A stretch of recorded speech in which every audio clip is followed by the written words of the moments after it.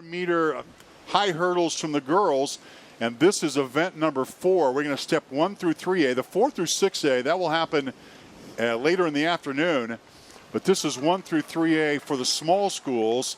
And they actually flip-flop next year. So the large schools go in the morning and then the small schools go later. But in this field, first race, this is Cody Baxter, Cox, Jeffrey, Berg, McFall, Salmons, Anderson, and Strode. And we are already away. This is Class 1A, boys 110-meter high hurdles. And out in the lead, Gabriel McFall. Derek Berg is giving him a chase. Gabriel McFall from Ingalls extends his lead to about 5 meters, 1 hurdle to go.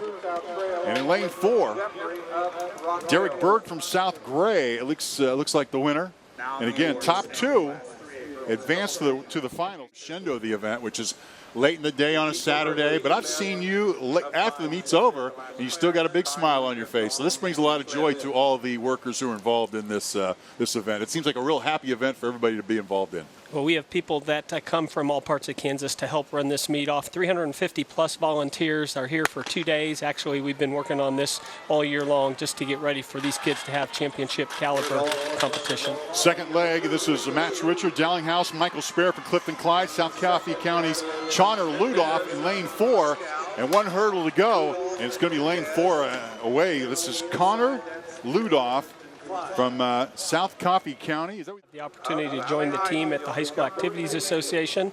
Nobody ever replaces Gary Musselman because he is truly an incredible leader for our interscholastic activity program. I'm very humbled and honored to have that opportunity to learn from him, to learn from the staff over the next year as the executive director-elect.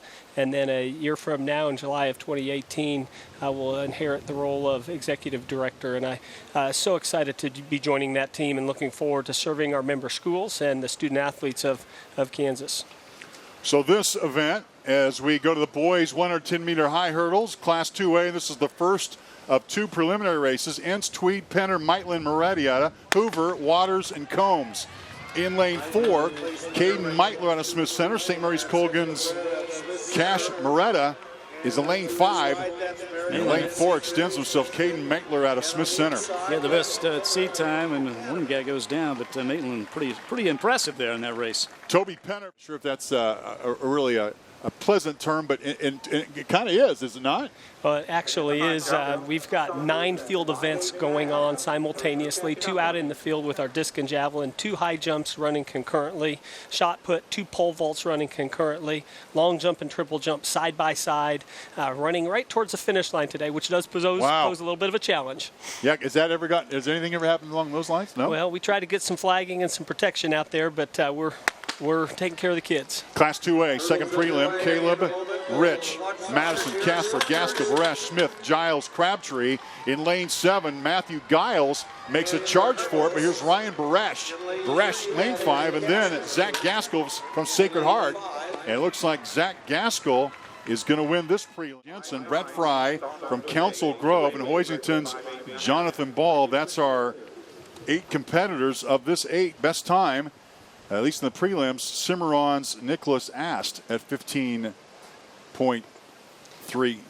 So while you're doing a year of understudy, and I'll call this race, and we'll get back to Bill Faflick in a moment.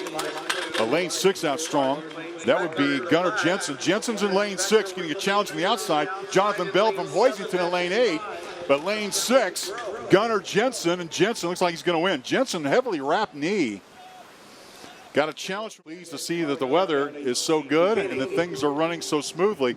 We're getting set here for what is the second preliminary race in Class 3A.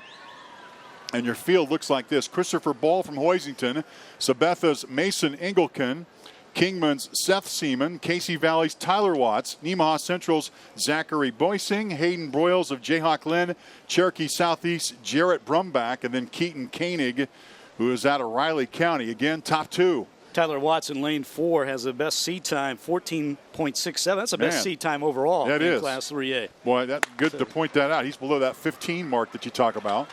And he actually scraped the top of that hurdle. But he's still in the lead. That hurdle scrape didn't stop him. It's lane 4, Tyler Watts.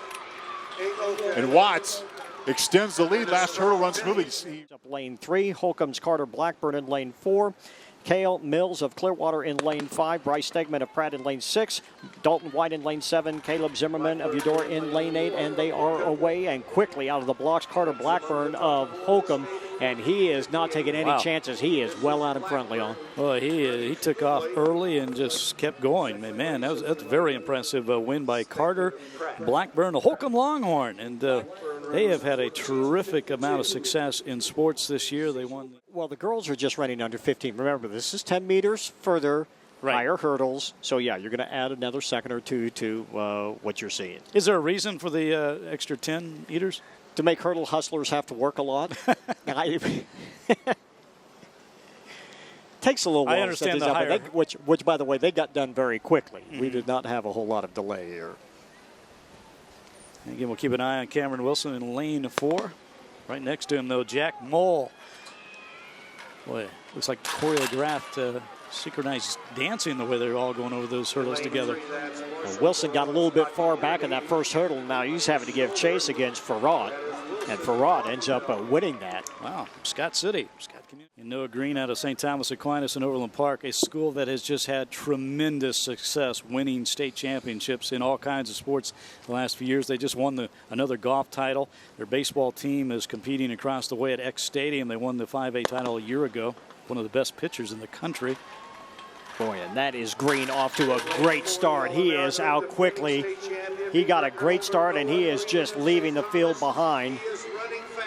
Clipped one hurdle, but other than that, it was a perfect run. Just about as good as you could get. Ochoa from Newton ends up in second place. It looked like Holthouse finished in third.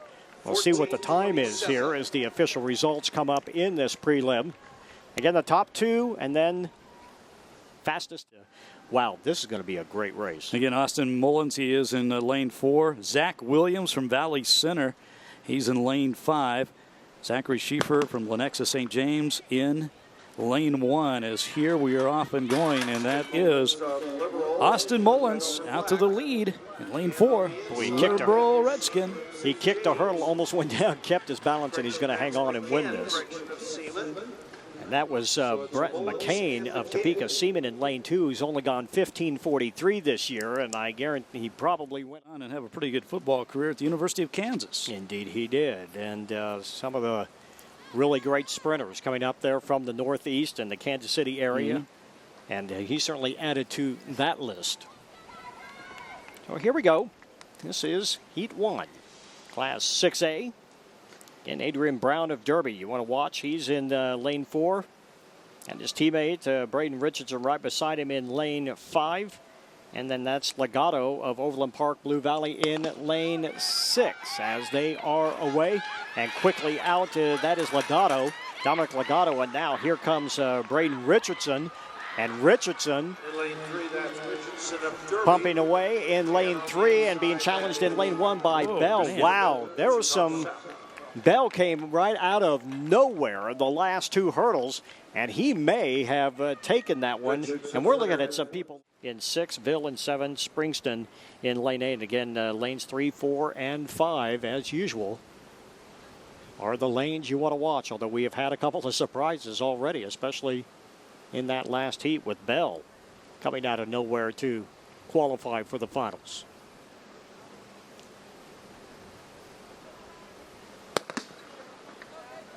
Everybody away cleanly. That was Aquani who got off to a great start. Now Saito taking over. Saito doing what he's supposed to do.